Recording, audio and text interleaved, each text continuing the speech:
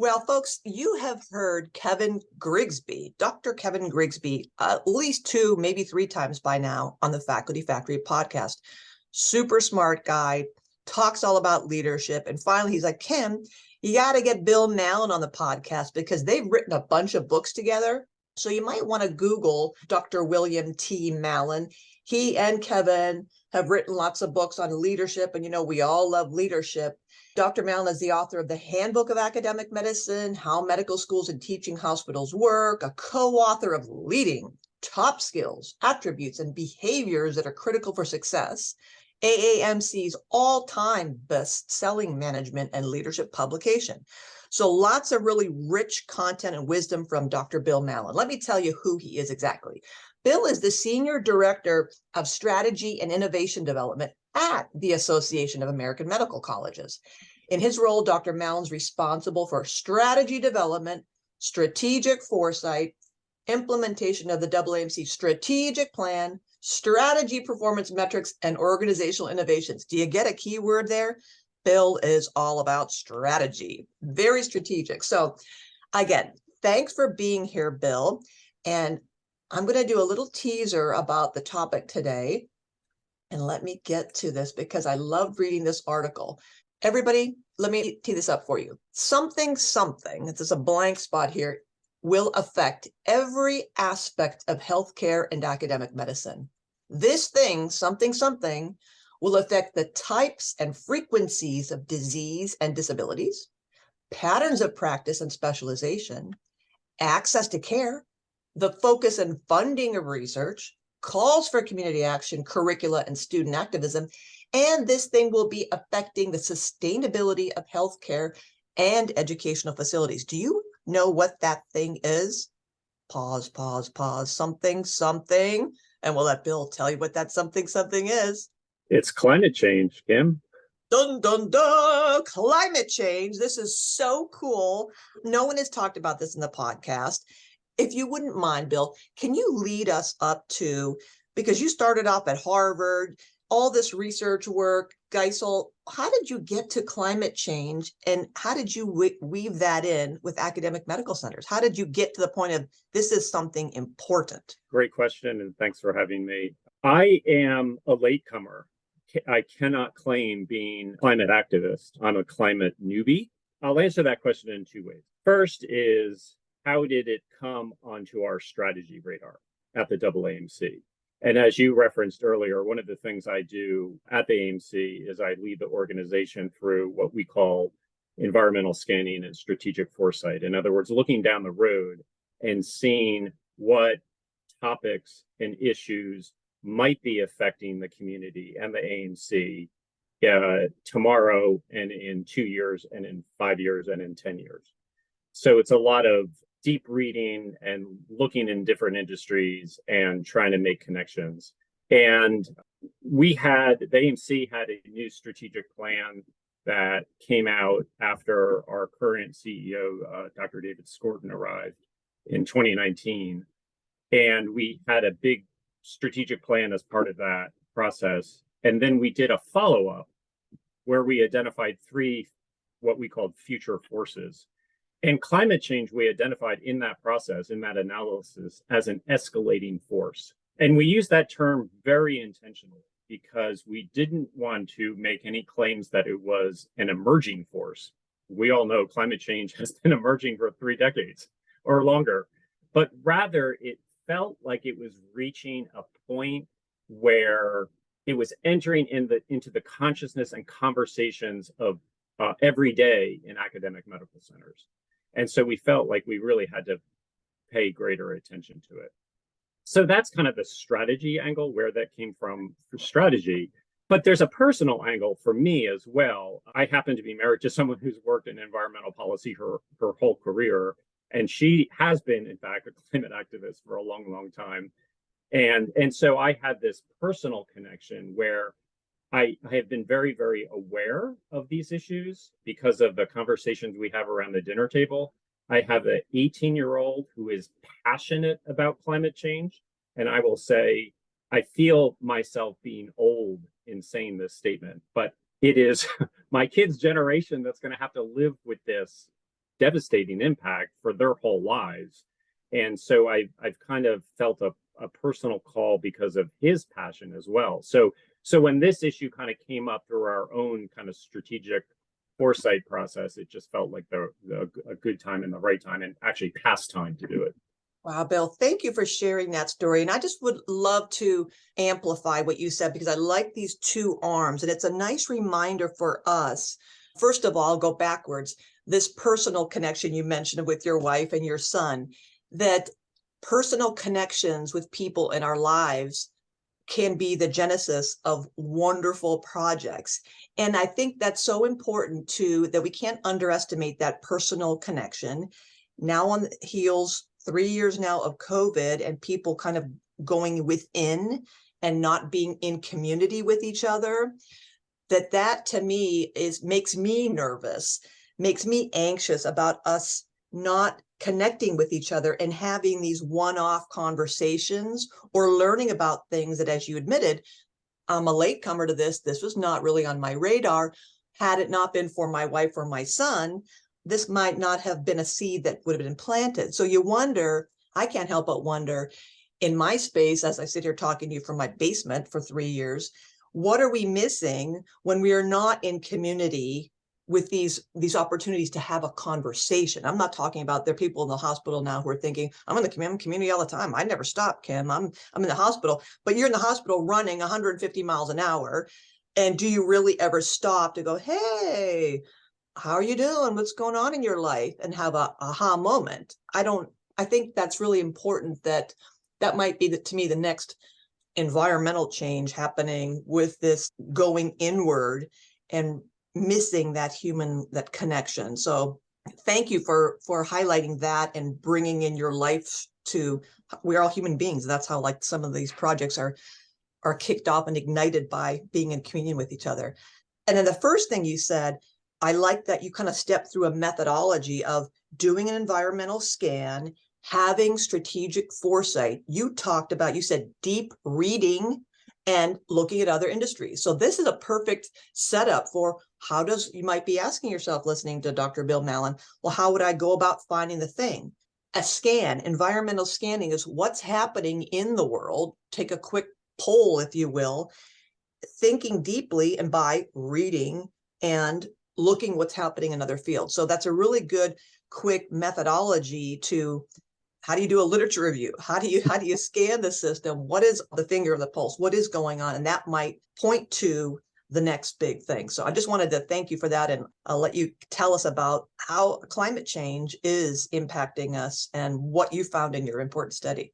Thanks. And so maybe I thought about talking about this in like 4 steps, if you will. So talk a little bit about what the problem is. I don't think we need to go into great depth there. Hopefully all your listeners already know it, but just to kind of highlight a few points.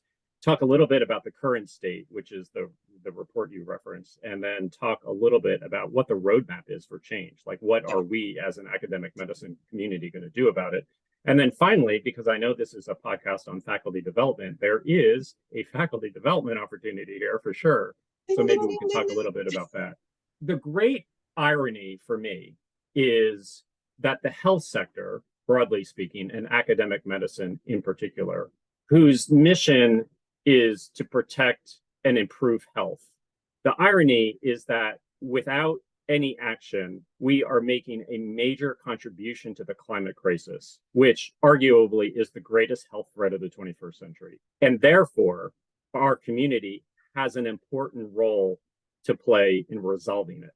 We are contributing to the very problem that we also are trying to address. And so just a little bit about like what that actually looks like. So researchers estimate that the health sector is responsible for 10% of greenhouse gas emissions in the United States, and a quarter of all healthcare greenhouse gas emissions globally. So if the US health sector were a country, we would emit more greenhouse gas emissions than the United Kingdom. And maybe that's not a surprise given the nature of the business we're in, right? Our facilities are always on, they're never shut down, and they're very energy intensive. So given the large contribution of the health sector to climate pollution, increasingly policymakers and thought leaders and the public and students and faculty are pressuring us to reduce that climate pollution. So that's one part of the problem. And in case folks are wondering, like, well, where does that climate pollution come from? The majority of it in the health sector is from energy consumption. So direct emissions that come out of our facilities, or what they call indirect emissions, which is purchased energy. That's about 30% of the energy emissions. And then the other 70% is from the supply chain. And so for folks who are in the business of climate change, that's scope 3 is through production and transportation and use and disposal of all of the goods and services that our sector consumes. There's other contributions of climate emissions in academic medicine, food and agriculture, not only the food that we serve to our patients and community, but interestingly, sometimes you don't think about the cotton that's needed in surgical gowns. That's an agricultural contribution of the sector, right? Oh, Bill, you're gonna make. I can feel you're gonna be making us think way too hard on these things. This is something. Well, this is why it's complex, right? So there's also transportation, the fleet vehicles that are in our facilities, waste treatment, anesthetic gases in the OR. Huge contribution to climate change. So it's multi-factor and it's complex. So the problem is, on the one hand, contributions of global greenhouse gas emissions. And then the problem, on the other hand, is the impact of that climate pollution on human health, which is the business that we're in, right? So academic medical centers increasingly are addressing and understanding and addressing that to achieve better health for patients and communities, they need to go beyond traditional clinical care and address social and economic determinants of health, right? We've been talking about this for a long time. And a key factor on health is where you live, the environment that you live in. And so things like pollution and heat and natural disasters and exposure to hazardous waste, all of that negatively impact health. We know that, right? So the way that people in this space at the intersection between health and climate change talk about it is that climate change is a threat multiplier for a host of diseases and disabilities and conditions. It's really, really broad. And so there's a fantastic person at Harvard, Renee Salas, who's an ER physician and a very prolific researcher in this space. And she talks about applying a climate lens onto the delivery of care and the operation of our academic medical centers. So in other words, if you apply that climate lens onto everything we do, it allows physicians and students and residents and other health professionals and our leaders to see those interconnections between the environment and health and justice and equity and resilience of communities. Once you apply that lens, you can't unapply it. You can't unsee it. And it's everywhere. And so that's why this issue is for me such an important one, because it pervades everything that we do, and it affects the ability to meet our missions across those mission areas. Yeah, that's genius. I love that. I was just, when you started talking about this, the threat multiplier, I can't help but think here at Hopkins in Baltimore, I was thinking, and this must disproportionately impact our communities, vulnerable populations. Absolutely. And then you went there right away, because that's the beauty of how these things are overlay each other, and how fixing one thing can help but fix something else. So to me, this seems like, maybe you said earlier, maybe we're behind the ball on this, but health equity and social justice issues, this is like right smack dab in that lane. Right smack dab in that lane. And I would characterize academic medicine as not being behind the ball. I mean, in one sense, we're all behind the ball, right? Like we're all decades and decades slow in addressing this. We are so close to reaching a point where it's going to be catastrophic, and I don't want to go to the doom and gloom scenarios, but it's a significant problem. So we're all behind the ball. That being said, when we think about the health sector's response and who's doing what, I would make the argument that academic medical centers are actually in the vanguard, which actually leads us to the report that you referenced earlier. So my colleague Natalia Cox and I did some work over last summer, in the summer of 2022, and released a report in the fall called Climate Action in Academic Medicine. And basically, it's an overview of how medical schools and teaching hospitals and health systems are responding to climate change. And what we found was actually surprising to me in a very encouraging way. More than 50% of teaching hospitals and health systems, and more than 80% of medical schools and their parent universities are taking definitive steps to reduce greenhouse gas emissions and pursue other climate actions. That was very encouraging. I didn't expect it to be that high already. Yeah, but it is. I didn't know. I was so surprised when I read that too, Bill. I was like, "You're kidding me!" And that, I think, is so important, that as a reminder to us as faculty members, that we're not always aware, I guess, when what conversations are happening behind curtains or at higher levels.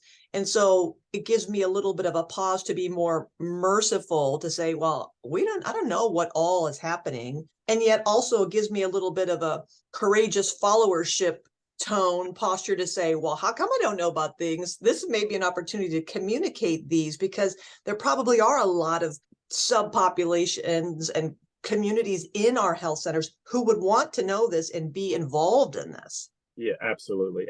And I think increasingly it's going to be a groundswell of students and residents and graduate students and faculty and staff who are pushing for that. In fact, that was one of the findings from this report.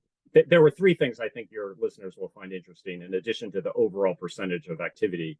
What we heard from teaching hospital CEOs and medical school deans is that they are increasingly paying attention to climate change because of the values of their students, residents, and younger members of their workforce. So in other words, what they are hearing is that young people, young professionals, and learners want to be associated and work at institutions that care deeply about climate change and share that value. And so this is not only a imperative for health, and it surely is that, it's an imperative for recruitment and retention, right? Because people want to know that their organizations are on the right side of this issue and they're taking action to improve the health of their patients and their own families and the communities in which they live. And that's hugely important. Bill, beautifully said. That's so we, in our leadership courses, we talk about personal values and how when your values are misaligned, like Tate Chanavelt tells us in Burnout, you're more likely to burn out. So that you're exactly right. The literature is pointing to recruiting, retaining, promoting, building, developing future leaders is grounded in aligning personal values with the organizational values. So that's beautiful. And that's another brilliant way that this is all together. Like, you can't disentangle this from values. And it's absolutely. And on that very point, we also ask those leaders, why are you doing this? Because there's a million things that super busy leaders could be focusing their attention on, right? And they have to make those choices every day. And universally, when we asked that question, what we heard was that institutionally, they're focusing on climate change because first and foremost, it's aligned with the institution's mission to improve health. And so, and that, which goes back to, where we started, these organizations cannot meet their mission of improving health if they are contributing to the very problem that causes environmental harm, right? So there's an absolute values and mission alignment in this space, which I think makes it very, very exciting. And then the third thing I think your listeners will find of interest, and this goes to the curricular side of things, is in the last 3 years alone, what we found is that the percentage of medical schools that have required curriculum on the health effects of climate change has doubled. Wow. So 3 years ago, it was 27% of medical schools that had a required pre-clerkship or clerkship topic. And last year, it was 55%. So that's super encouraging. I think that's a trend that's absolutely in the right direction. And I certainly would anticipate that that percentage will continue to go up in the next few years.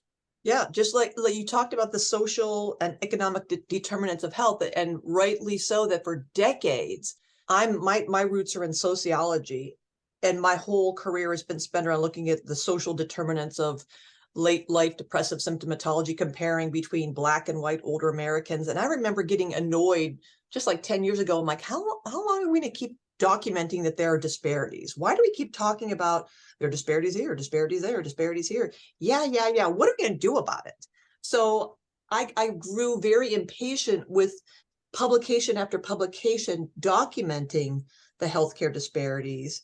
And so similarly, who's doing like what are the things that we can do? Because I love how you've just pointed out my ignorance. I'm thinking, when I think about climate change, and I immediately go to the multicolored garbage cans in the hallways at work, and I go to things like, well, we're not pluming big dark dust balls and black smoke in the air. I'm so ignorant about how you just pointed to down to the cotton that we use in the scrubs and the anesthesia, or whatever you said, the anesthetic. I don't know what anesthetic gases. Yeah. I mean, I don't know anything about that. So what are we doing? Who's doing some cool stuff in addition to changing the curriculum and raising awareness that it is?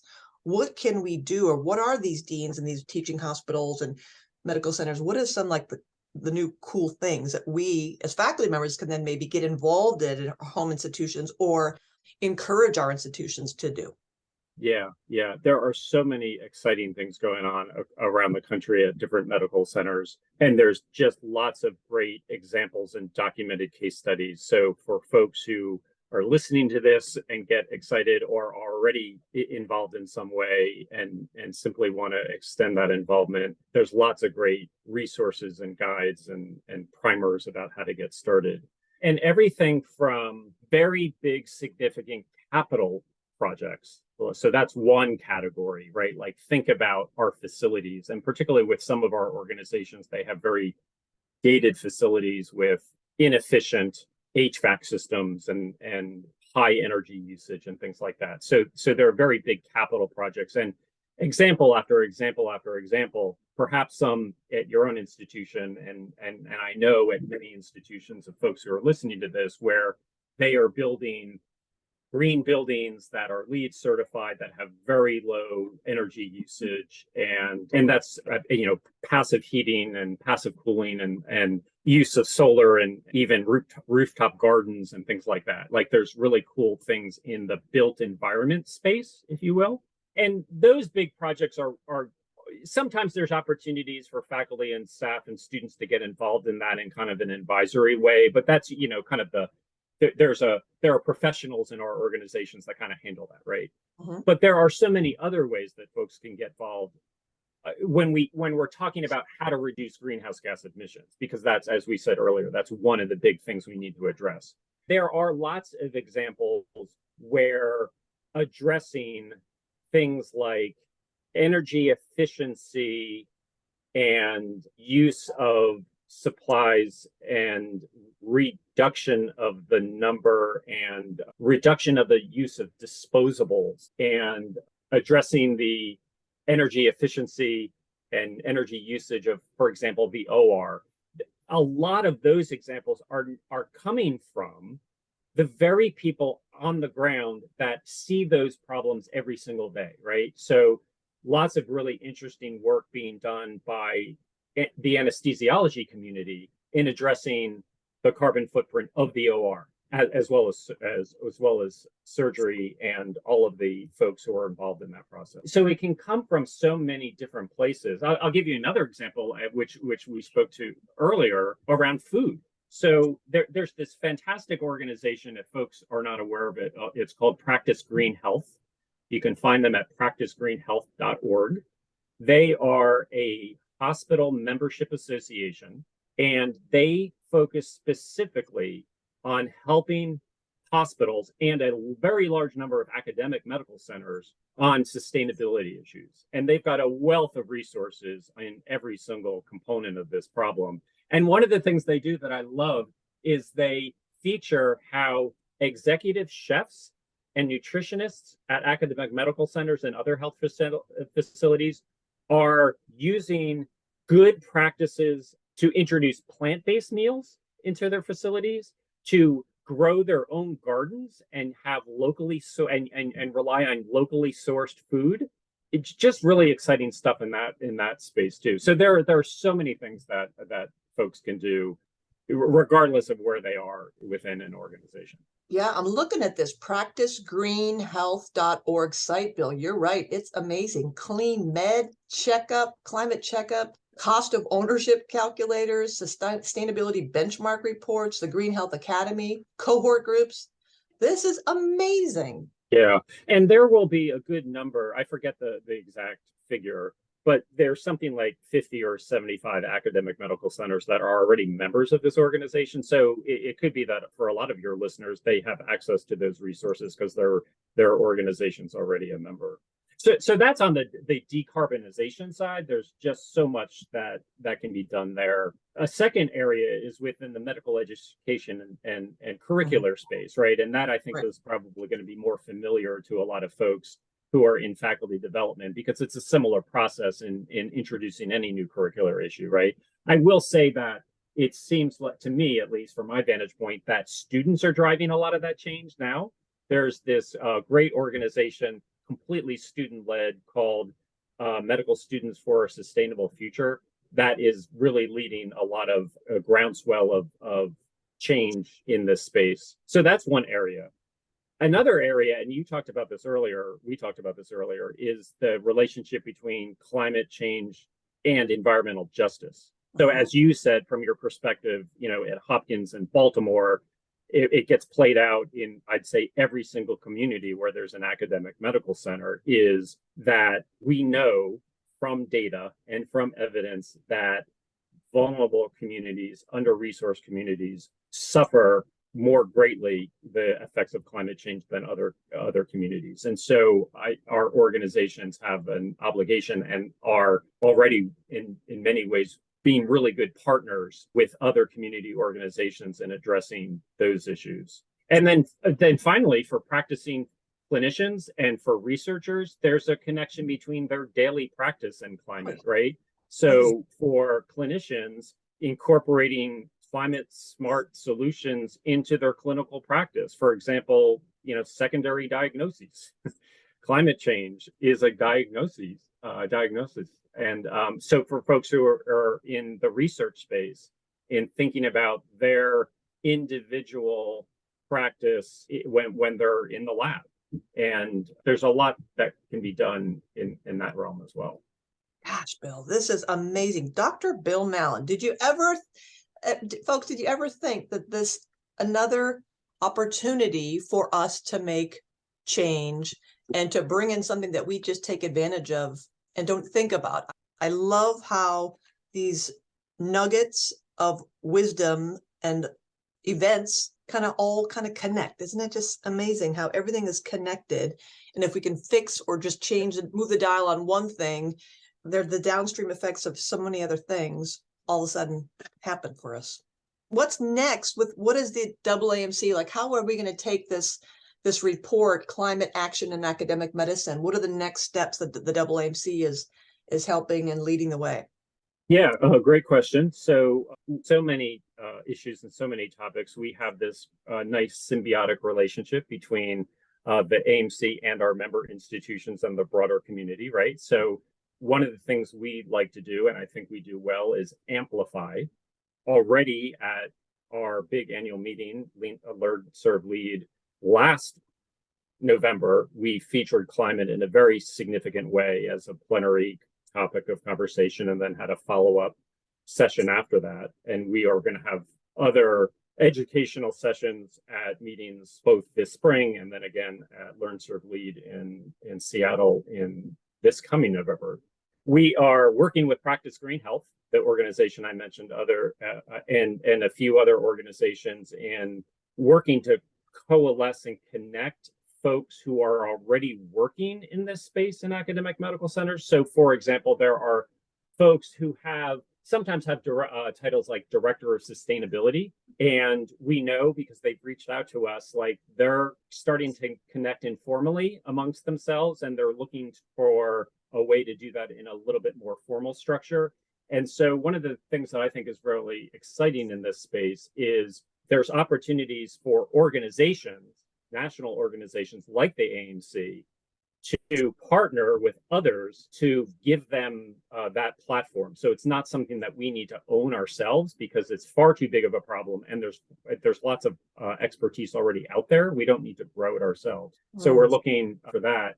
I was really, really excited a few months ago. There's a organization related to Practice Green Health called Healthcare Without Harm, another great nonprofit. They sponsor an annual award for medical students and residents. They call it the Emerging Physician Leaders Award, that specifically recognizes medical students and residents who are taking a leadership role in addressing climate and sustainability within their organizations. And so we partnered with Healthcare Without Harm this year, and we'll do so again for the next 2 years to sponsor that award. Yeah. So in a few weeks, the next round of award winners are going to be announced, and we were thrilled to be able to do that. So we have lots going on in that space. That's a great role model because I like how many institutions in North America, we take the AAMC platforms of learning opportunities, leadership programs, seminars, workshops, and we bring it down locally. So this Healthcare Without Harm award at a national level, this is an opportunity to go, we can create that at our own institution. We can build this leadership opportunity, have a title for this, acknowledge this, lift this up, put this on our agendas, give it to our faculty senates, our governance boards, a community partnership. There's just that the fact that exists on a higher level, let's bring it locally. So I think you've just given us a wonderful opportunity to think about an easy win that we could do in our schools and partnering with our schools of public health and nursing and engineering. But I interrupted you. So what was that? Well, no, actually that is what you just said about the connections between other health professions and other disciplines is actually a fantastic setup and a great segue to some resources that are out there right now that your listeners might be really interested in. Resources in a couple cases that are AAMC, and I'll note those, but that's not where I want to start. Where I want to start is an organization that's part of Columbia. It's called the Global Consortium on Climate and Health Education, which is very Googleable. So I'll say it again. It's the Global Consortium on Climate and Health Education.